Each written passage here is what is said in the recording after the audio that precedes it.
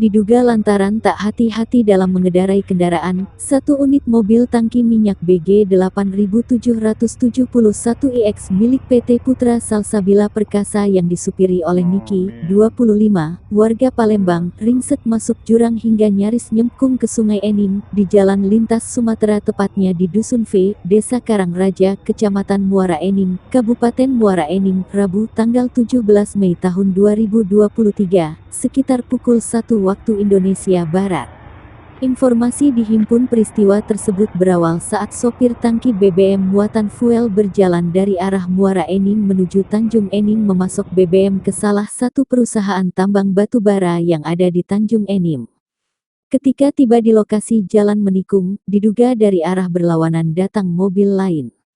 Korban yang tidak siap kaget dan spontan membanting setir ke kanan jalan sehingga kendaraannya terguling dan masuk jurang sedalam sekitar 10 meter.